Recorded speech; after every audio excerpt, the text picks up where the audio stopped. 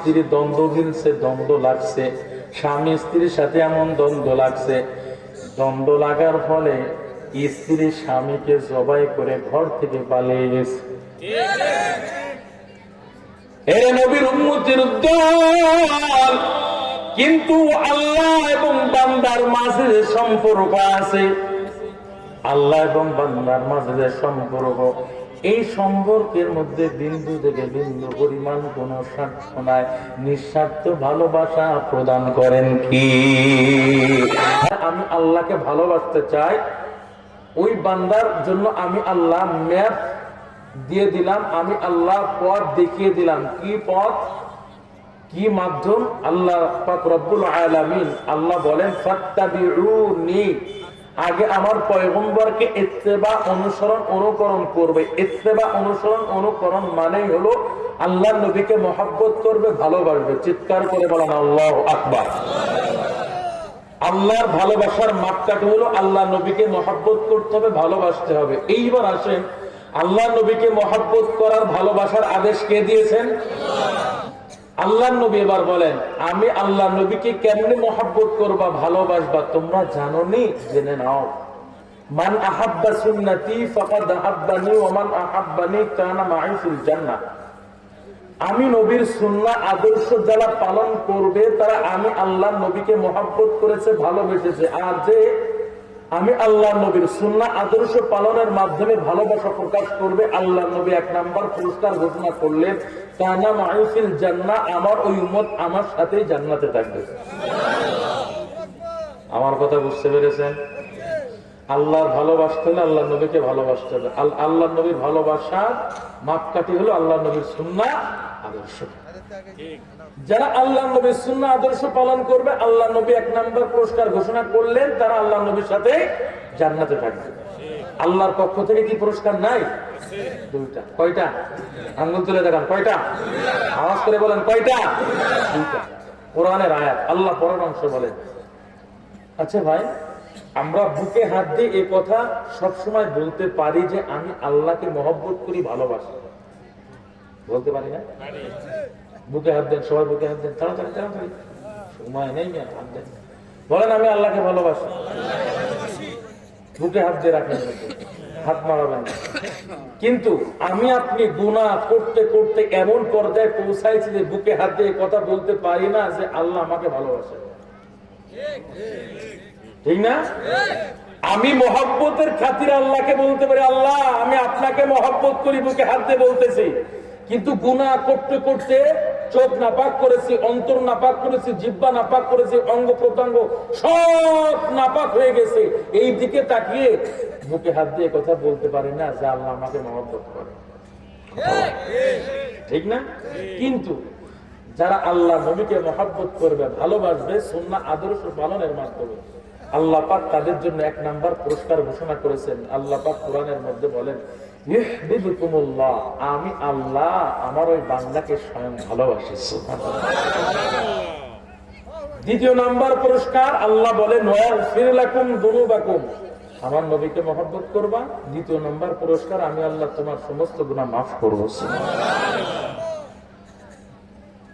ভাইরা আমার, قل إن كنتم تحبون الله فاتبعوني يحببكم الله ويغفر لكم ذنوبكم والله غفور رحيم। এই বক্সটা আপনারা দিয়ে দেন না, এই কোদেন সাউন্ড ভাষায় দেন, আর কিছু লাগতো না, একটু মিষ্টি ভাষা দেন, মিষ্টি আওয়াজ দেন, কর্কট কর্কট লাগে। قل إن كنتم تحبون الله فاتبعوني يحببكم الله ويغفر لكم ذنوبكم والله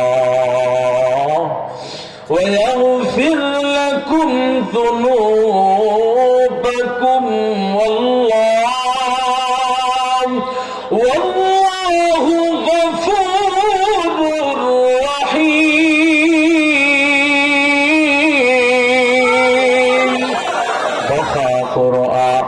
কালামুল্লাহ শোনো, কাদি মাস্তি কদিম মাস্তি নেই নো ভাইরা আমার। আল্লাহ পাক মার নবী রাহমাতুল লিল আলামিন কে জানায় দেন, নবী আমার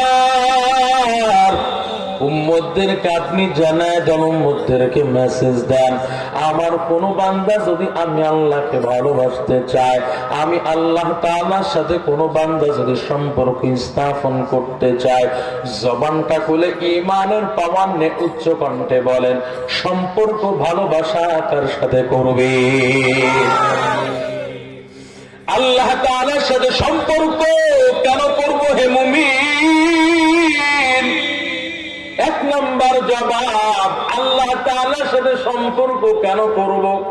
দুনিয়ার বুকে যত সম্পর্ক দেখি, যত ভালোবাসা দেখি, যতই গভীর প্রেম প্রীত সম্পর্ক দেখি না কেন রে বাবা, দুনিয়ার বুকে সমস্ত সম্পর্কগুলো স্বার্থের কবলে পড়ে সেকেন্ডের গতিতে ভিন্ন রূপ নেয়, সেকেন্ডের গতিতে স্বার্থের কবলে পড়ে সমস্ত সম্পর্কগুলো ধ্বংস হয়ে যায়, বিলীন হয়ে যায়। দুনিয়ার বুকে বন্ধু তার বন্ধুকে ভালোবাসে স্বার্থের টানে,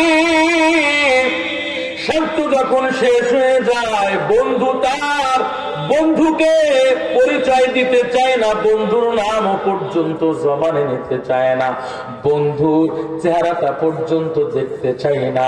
এরে নবীর উম্মতের দল, স্বার্থের কবলে পড়ে বন্ধুত্বের সম্পর্ক নষ্ট হয়ে যায়, স্বার্থের কবলে পড়ে তিনজন সন্তানের মা অন্য টাকাওয়ালা বেডার হাত ধরে পালিয়ে যায়। এটা তো আসতে কইলেন কেন? বাংলার জমিনে মনে হয় এমন কোন ঘটনা প্রকাশ আজও পর্যন্ত হয় নাই। হয়েছে নি? এখন তো আমার যুবতী বোনদের কিরাস হলো টাকাওয়ালা বুড়া বেড়া, যুবক সেই দরকার করছে। ও যুবক ভাই, আমার যুবতী বোনেরা তোমাদের তো লাইক করে না, 2 দিন পরে মইরা যায়। এক পাও কবরে গেছি, তুই ভেতরে বিয়ে করলি গা? বিয়ে করলাম, যাইবে 2 দিন পরে, এর অ্যাকাউন্টে যা আছে সব আমি লই, আবার আর একটা যুবক বিয়ে করবো। কথা বলেন ঠিক কিনা? কয়দিন তো গেল ওই তিশা মুস্তাকের খবর, যুবক পোলাবান মনে হয় কিছুই জানে না। এরে নবীর উম্মতের দল, কেউ কয় দাদার লগে বিয়ে করছে না। দুনিয়ার বুকে স্বার্থটা কেমন হে মুমিন? স্বার্থ যখন আঘাত পড়ে, স্বার্থে যখন আঘাত আনে, কেউ কাউকে পর্যন্ত চিনতে চায় না রে বাবা। কয়েক বছর আগের ঘটনা আমি প্রায় সময় মাহফিলে বলে থাকি। স্বামী স্ত্রী দ্বন্দ্ব মিলছে, দ্বন্দ্ব লাগছে, স্বামী স্ত্রীর সাথে এমন দ্বন্দ্ব লাগছে, দ্বন্দ্ব লাগার ফলে স্ত্রী স্বামীকে জবাই করে ঘর থেকে পালিয়ে গেছে।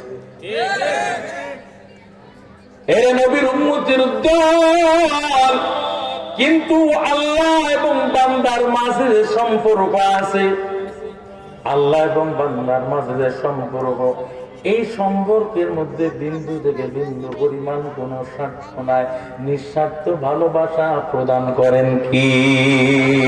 হাকিকত সে তু দুনিয়া বেখবর হয়, দুনিয়া কি নুমাইশ পর নজর है, नमी गोयम के अज दुनिया जुदा बाश बाहर कारे के बाशी बा खुदा बश, जिससे दुनिया अज खुदा गाफिल बुदन निकाबाश नकरहो पर जिंदुजान आबो दर किश्ती हालाकी किश्तियास्त आबो अंदर जीर किश्ती पुश्तियास्त। भाईरा আমার আল্লাহ পাক আপনাকে আমাকে কেমন নিঃস্বার্থ ভালোবাসেন হে মুমিন।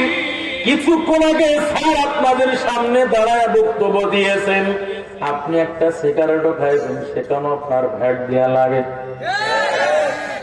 আপনি এই নীলফামারী শহরে চলে যান, আপনি এই নীলফামারী শহরে ডোবার এলাকায় চলে যান, আপনি 5 টাকার একটা চিপস কিনবেন, এখানেও আপনার 50 পয়সা ভ্যাট আছে।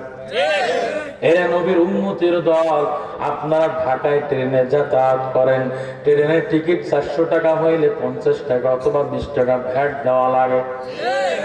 ভ্যাট ছাড়া আপনি চলতে পারেন না রে মুমিন। কিন্তু আমার আল্লাহ এমন কুদরত নিয়ামত দেওয়ার মালিক আল্লাহ, আমার আল্লাহ পাক চলার জন্য 2টা চক্ষু আল্লাহ দান করলেন। আল্লাহ পাক কখনোই কথা বলেন না, রে গোলাম আমি আল্লাহর দেওয়া 2টা ক্যামেরা আমি আল্লাহ তোকে দান করছি। এমন ক্যামেরা মৃত্যুর আগ পর্যন্ত দুনিয়াটা শুধু দেখতেই পারবি, কখনোই বন্ধ হবে না। তবে যার 2টা চক্ষু আমি আল্লাহ দিই নাই, এর নবীর উম্মতের দল, ওই বান্দায় বসে 2টা চক্ষুর কত মূল্য, কত দাম, কথা বলেন ঠিক কিনা? ওই 2টা চক্ষুর কেমন দাম? আজকে যদি আল্লাহ আপনাকে আমাকে 2টা চক্ষু না দিতেন রে মুমিন, ওই ডোমার শহরে বিভিন্ন স্টেশনে, বিভিন্ন বাস স্ট্যান্ডে, বিভিন্ন বাসের মধ্যে ভিক্ষের হাতটা মানুষের হাতে হাতে হাতে হাতে পৌঁছায়, তো ভিক্ষের ঝুলিটা, ভিক্ষার থালাটা মানুষের সামনে নিয়ে বেড়াইতে হইত, কথা বলেন ঠিক কিনা? আল্লাহ কখনো কথা বলেন না, রে গোলাম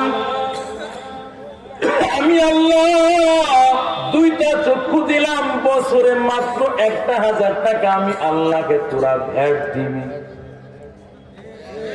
আল্লাহ কইছেন আমি আল্লাহর দেওয়া 2টা কিডনি ব্যবহার করো। সুস্থতা কত বড় নিয়ামত, সুস্থ কিডনির কত দাম। অসুস্থ কিডনি ওয়ালার কাছে জিগাইলে বুঝবেন রে ভাই, সপ্তাহে 2বার 3বার যখন হসপিটালে গিয়া ডায়ালিসিস করা লাগে, তারাই বোঝে সুস্থ কিডনির কত দাম। এর নবীর উম্মতের দল, আল্লাহ বলে গোলাম সুন্দর একটা সুস্থ লাশ আমি আল্লাহ দিলাম, হার্ট দিলাম।